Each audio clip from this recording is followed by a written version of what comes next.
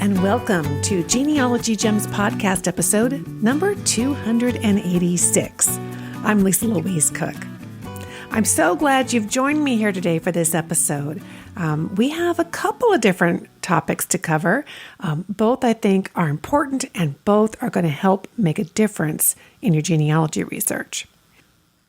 First up, we are going to cover my 5 reasons why you have got to look at original records. I know sometimes it's easier just to find a listing in a genealogy website and it's a transcription from a record and that looks pretty good. It tells you what the source is. But going and looking at the source can do wonders. So we're going to talk about that. I'm hoping it'll motivate you and really give you a good idea on what to be looking for. And then we're going to talk about how to get better search results. Wouldn't you like to be able to do that? We talk about searching Google all the time here at Genealogy Gems, because of course that's kind of how you can dig into all the websites that are out there. Google is really a powerful search engine. But most of your favorite websites for genealogy also have search engines. So I want to give you some usable strategies to get the best results possible and as quickly as you can. So let's jump right into it and get to busy with those original records. Each one of us does genealogy in our own way, and that's really the fun of it. You get to focus on what really matters to you. But there are some things that every genealogist must do if they want their family tree to be accurate. Now, if you're just interested in spinning tales, then by all means, don't do what I'm about to tell you. But if you want it to be as accurate as possible, and I have faith in you that you do, then you really want the truth, the whole truth and nothing but the truth in your family tree. So that means you've got to find the original records for all the information that you're finding online.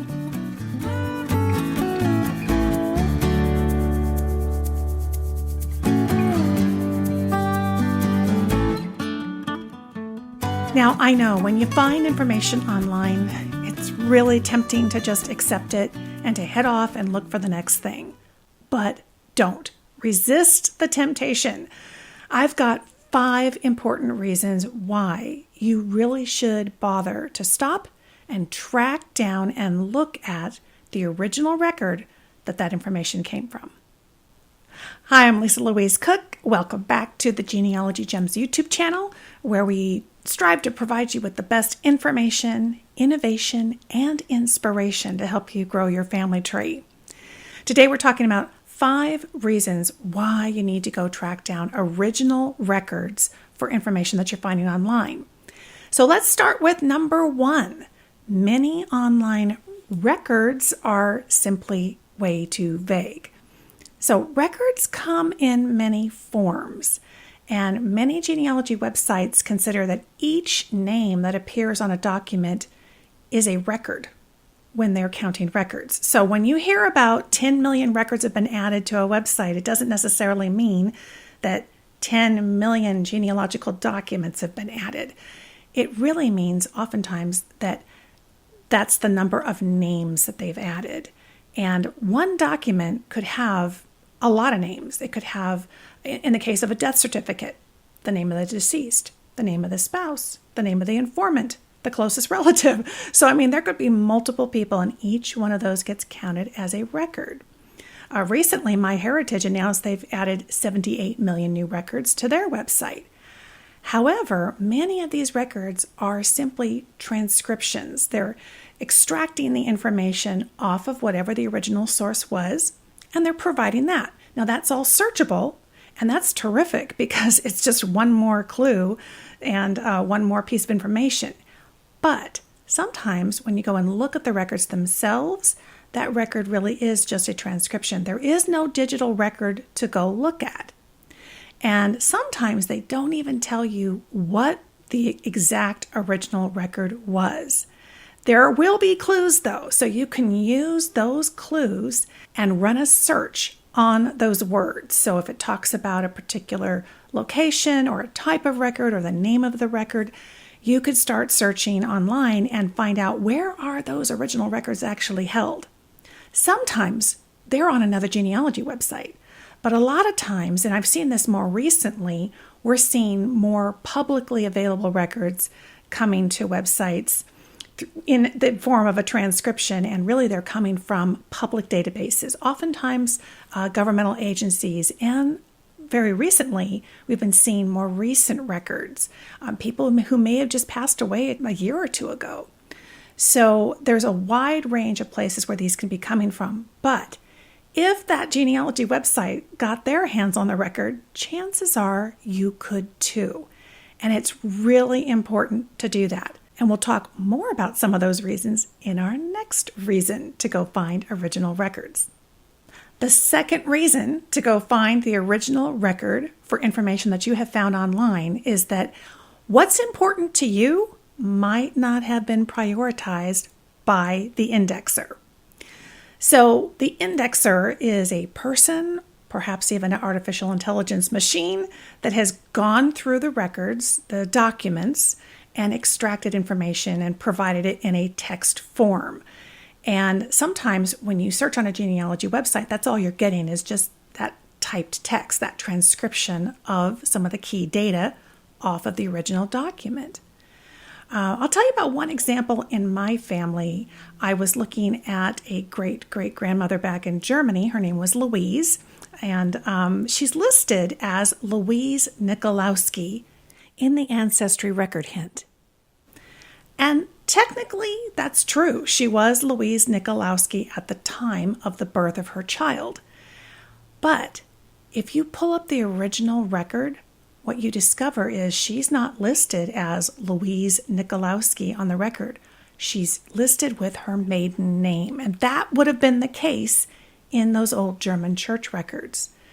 So that's huge. I mean, trying to find maiden names, we've talked about that here on the channel before, can be really challenging. So we don't want to miss any opportunity. But if we had taken this record that we found online at face value and just extracted that information, put it in our database, or attached it to our online family tree, and never looked at the original document, we would have completely missed her maiden name. And that maiden name is the key to finding the next generation, her parents. The third reason why it's so important to go track down that original record for the information that you're finding online is that not all information is indexed. Now, we touched on this in our second reason, but there's a lot more than that. It's very common for large portions of information on a document not to be indexed. Here's the reason for that. Indexing costs money. So when a genealogy company takes a look at a new record collection they've gotten their hands on, they have some hard decisions to make. They have to decide, is that field of information, and oftentimes, let's say in the form of a church record, you'll see several columns, or in a census record, you have many, many columns. The 1950 census was an example of this. When there's that much data, the company has to look at that and say, what do we think would be of the most value to our users? And so they're going to index those fields because they've got to pay to not only have them indexed, but potentially also reviewed, sometimes by human eyes, sometimes by machine AI eyes, if you will. So that all costs money. So there's inevitably going to be information that gets left off the index. So that means when you go to the website and you do your searching, you're going to see it and it can give you the impression that's the complete record. But very often it's not the complete record. And again, tracking down and taking a look at the original digital scan of the record, or it may be that it hasn't been digitally scanned. It's possible that it's not available, or it's only available on a subscription website that you don't happen to have a subscription to. It may be very possible that that original is actually sitting in a courthouse somewhere or in a church. So we want to do our best to try to track down where is the original document, and let's go take a look at it to see if there's anything else that's of value to us in our research that the indexers or the company just didn't pick up on or didn't spend the money to index. Okay, I want to tell you about a new sponsor that we have for this episode of the Genealogy Gems podcast. It's called Related Faces.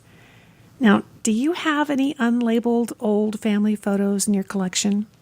As a genealogist, you know that these photos are more than just images. They're really a window into the past. And yet they can also be incredibly frustrating to work with if you don't know the names of the people that are looking back at you. And that's where Related Faces comes in. With its patented technology, this powerful tool can help you identify unknown people in your photos by finding the same or similar faces among your own photos. And amazingly, it can even reveal pairings with other users' photos or photos from the Library of Congress. By uncovering identities, you can learn more about your ancestors' lives, their stories, and their legacies. Related Faces may be able to reveal to you that an unidentified Civil War soldier is your 2x great-grandfather, or a bride in an unlabeled wedding photo is your great-aunt, which further reveals what her husband looked like. Whatever you uncover, one thing is for sure. Related Faces is a tool that you can use to help you to unlock the secrets of your family's past and connect with the people who came before you in a whole new way. And that's pretty exciting. So Related Faces is offering Genealogy Gems listeners a special discount of 20% off your first subscription. So grab a pencil and write this down. I've got a code for you. It's all in capital letters. It's RF, like Related Faces, N like Nancy, Q, B like boy, A like apple, J like John, 178. That's RFNQBAJ 178. And those are all in capital letters. And this discount is going to get you 20% off your first subscription. It is good through the end of 2024. So go check it out at relatedfaces.com. The fourth reason to go track down the original record for that information that you're finding online is that different websites potentially have different digital scans of the same record. Websites sometimes do collaborate, and in those cases, they are working on the same collection. They might be working with the same digital images, but oftentimes they create their own digital scans. And that means that a record may be darker or lighter on one website to the next, or sharper or muddier, making it easier or more difficult to read. Also, digital scanning has come a long way over the years, and that means that many genealogy sites now are looking at some of the earlier scans they did, and they're realizing, that's pretty low quality by today's standards. So they may determine that it's worth going back and rescanning all that record collection because it's a very popular one, like some of the earliest census records that were digitized years and years ago. And that makes a lot of sense because a lot of time may have passed and technology has certainly changed. So even though you found that information many years ago, if you have any questions about what's on that document, it might be worth going back and researching for it. You may find that that record is actually a newly digitized image on the same website, or you might find that it's also available somewhere else. A lot of the partnerships that happen with Family Search, and the thing about FamilySearch.org is that it's free. So while you may have a paid subscription to something like Ancestry or MyHeritage, if there's anything that you're questionable on, or you didn't actually see the original document from one of those paid websites, head to FamilySearch.org, do a search, and see if they happen to have digitized images for that record. There's a good chance they might, and it's worth taking a look. And sometimes these websites also have tools that allow you to get a better look at the document itself. So you can look at the original scan, and Ancestry is a great example of this.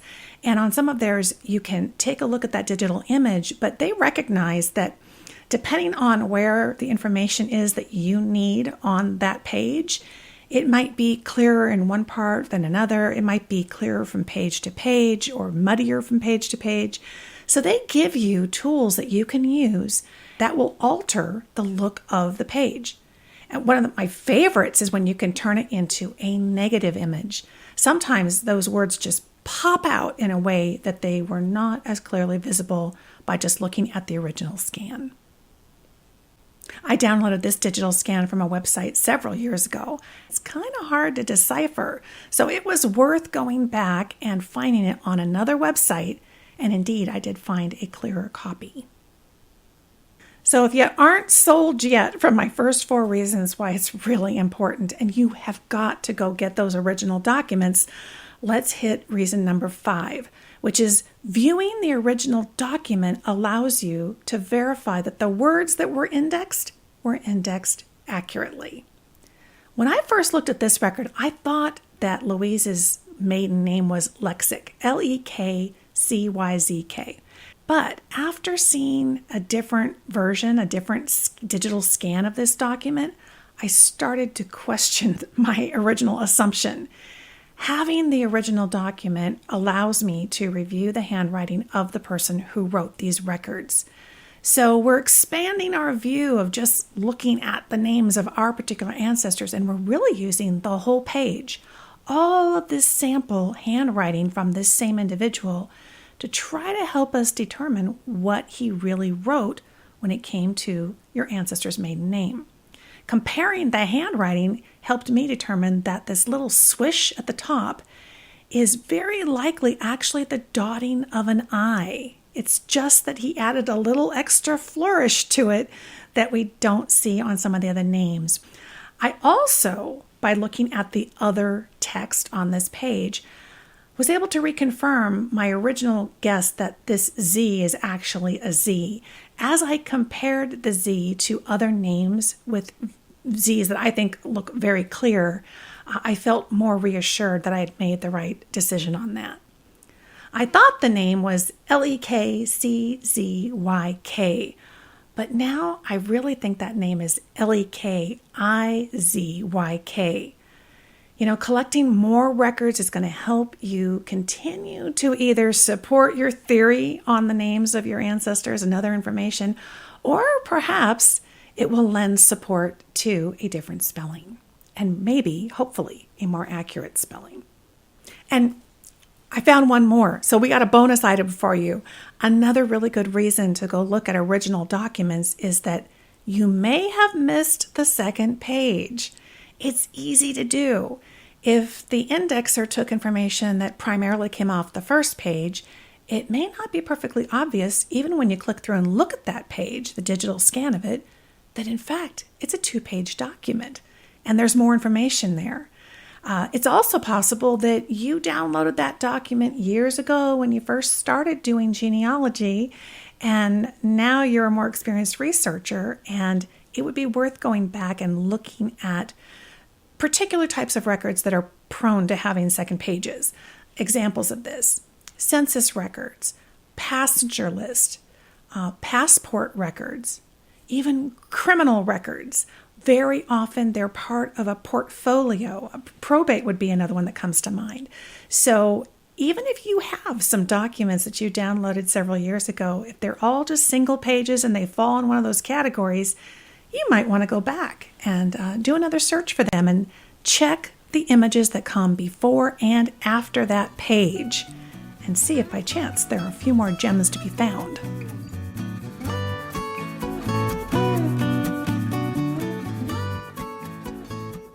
Today's episode is sponsored by MyHeritage, a global discovery platform enjoyed by 110 million people worldwide. MyHeritage has it all and offers a full-service experience that bridges your past, present, and future. MyHeritage has developed powerful genealogy tools to enrich your family tree and take your research to the next level. Receive automatic matches to family trees of fellow MyHeritage users and historical records, which provide new details that you can add to your tree. Explore 12 billion historical records to uncover fascinating new insights about your ancestors. Add new information to your family tree in one click. Check your tree for inaccuracies, colorize your black and white photos, and connect with relatives around the globe. MyHeritage makes it all possible and puts the discoveries at your fingertips.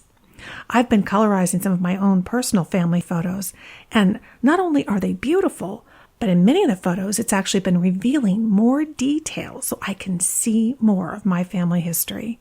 Growing your family tree is easier than ever before with MyHeritage. The discoveries are out there and waiting to be made. Visit myheritage.com and try it today. That's myheritage.com.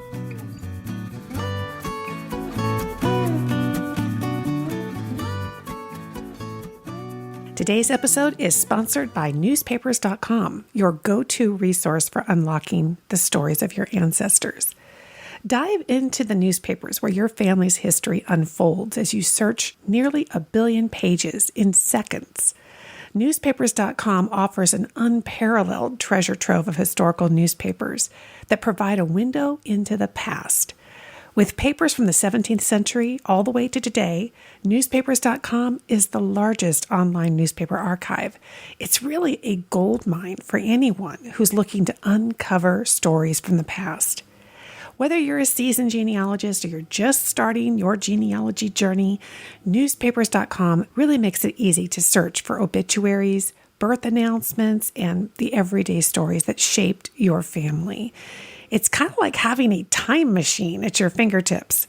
And here's the best part. Our listeners here at Genealogy Gems get an exclusive offer. Use promo code Genealogy Gems for a 20% discount on your subscription. That's Genealogy Gems. No spaces, just all together. Genealogy Gems at newspapers.com. Sign up today at newspapers.com and embark on a journey of discovery.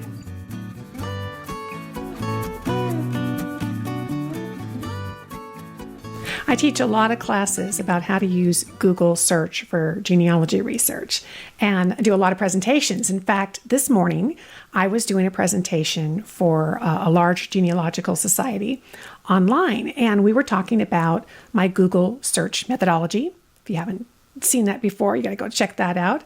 But it brought up a good question that I think needs to be on everybody's radar, and that is, there are techniques, there are search operators that you can use at google.com, and they're going to help you find more of what you want, better quality results, and they're also going to help you with finding them more quickly and kind of getting a lot of that junk out of the way that shows up in search results when you're just not quite sure how to go about searching. Well, search operators are very effective, and an example of a search operator would be simply putting quotation marks around a word or a phrase or a name, whatever it is you're looking for. And what that does is it communicates to Google that it's not just this name or this word, but that word that's in the quotation marks, that name, needs to be on each search result that's delivered. And it needs to be exactly the way you've presented it in between the two quotation marks. So it's got to be spelled the same way. If there's multiple words, they have to be in that order. And that really can make a huge difference in eliminating a lot of unwanted search results and also getting you better quality results, particularly on the first and second page, which is about how far most of us get in looking through search results. But the question that came up during this Google search session that I did this morning was, well, can I use all of these Google search operators that you're talking about over at some of the other popular genealogy search sites like Ancestry.com or Newspapers.com? And that's a great question. Wouldn't it be nice to be able to have strategies and techniques to be able to find things more quickly and get better quality results? Well, the answer is no. You can't use exactly what we do over at google.com at Ancestry, and vice versa, or any of the major genealogy sites. But it's super important that this is on your radar because most genealogy websites, really most websites with search engines on them, do support some type of search operator, or at least search techniques. They have things that they have that are unique to their website that will work for you. And it may not be the same as what you can do over at google.com. So getting these on our radar and figuring out what they are is going to really make a difference. We're going to start having more success more quickly, finding great information if we can use these techniques. Now, an example of what I'm talking about is over at Ancestry.com, you can use a question mark. And you can use it, I think they call them wildcards. It's kind of the same idea as search operators. But a question mark does not work at Google.com as a search operator. So it's becoming very clear that while it's wonderful that these sites all support this kind of stuff, it's going to be unique to each site. So how do we figure out, again, quickly, what the search operators or the wildcards are that we can use? Well, initially, you might look through the help section. Okay, so a lot of websites like Ancestry.com or Newspapers.com, MyHeritage will have a help section. But that can take time. And my theory is if we're spending too much time looking for helpful information, we're spending less time actually finding ancestors. So here's what I would recommend. And it takes us back to Google.com. Head to Google.com and do a search on that specific website looking for search help. Folks, you got to do this really right up front, particularly if you just paid for a brand new subscription or membership to a genealogy website. You want to get the most out of it. So don't waste any time. The first thing you should do is track down their help page for their search strategies. So let's jump here onto Google.com and do a search for, if we do Newspapers.com, just tell them which website we're talking about, and I'm looking for search. Now, they might not call it operators, so we have to think about what the website that we're looking at might be talking about, what their terminology might be. But you can see that Google starts to try to help you out here, and they'll try to give you options of what other people have searched for or maybe what they have seen on websites. So search tips, I'm going to say search help, because I'm thinking most websites will have a help section or a help web page. So let's try search help. Press enter, and here we are. So first and foremost, we get a sponsored site. It's very obvious that it's Newspapers.com, which makes a lot of sense.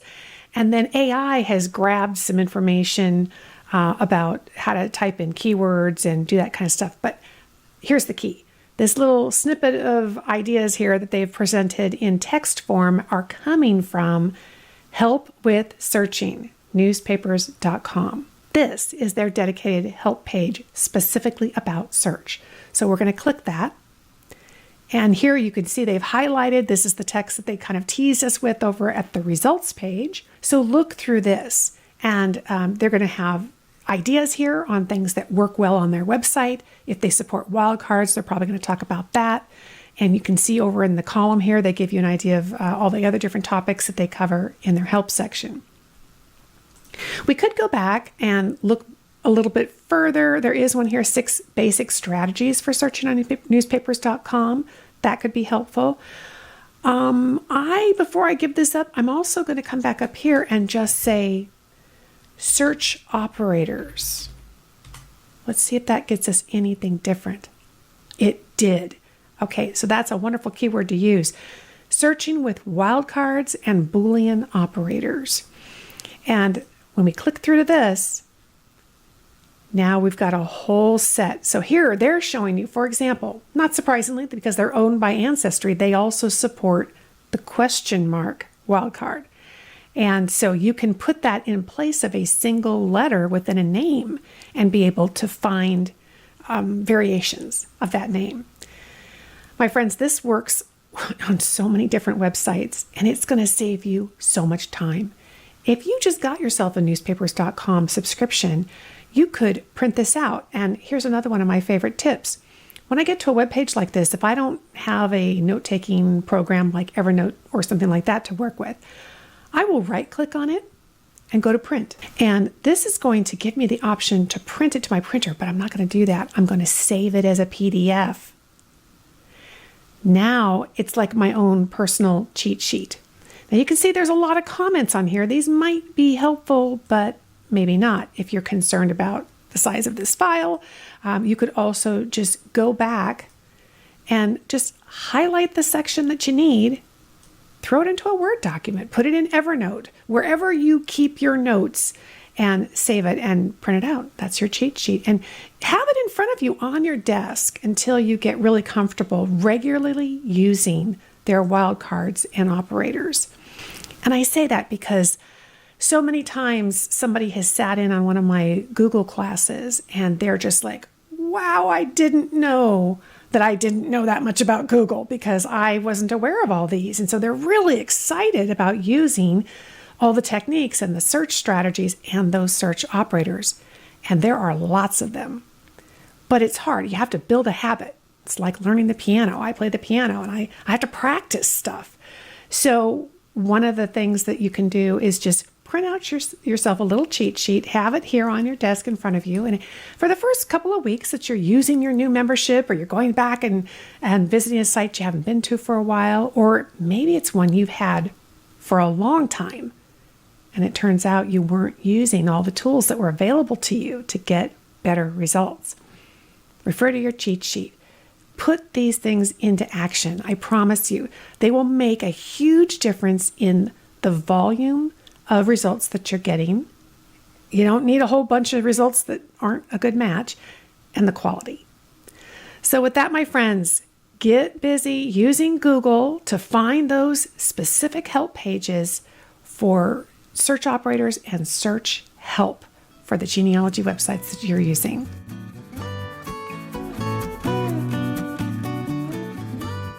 I'm so glad you joined me today for this episode, number 286. I hope you heard some new ideas and strategies that you can start putting into practice right away. As always, I've got all the information, the links to things that we've talked about over on the show notes for this episode. So just head to genealogygems.com and under podcast in the menu, go to episode 286 of the Genealogy Gems podcast. If you're a premium member, you'll be able to download the show notes cheat sheet for this episode. That's kind of a bonus of being one of the premium members. We so appreciate you guys. And I just really appreciate, again, all of the wonderful support and kind words that you've all sent my way. It's been a rough year. This week is the 1 year anniversary of my cancer diagnosis, and I am just so blessed to be able to say that prayers were answered and I am cancer-free.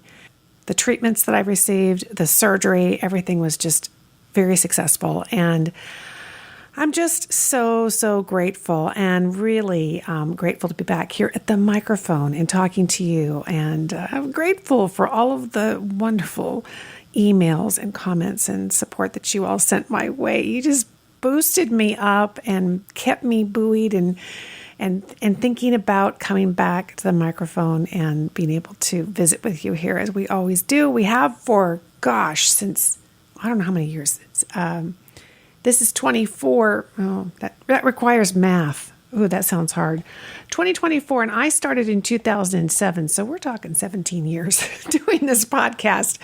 And I hope there'll be many more, because we have lots to talk about here.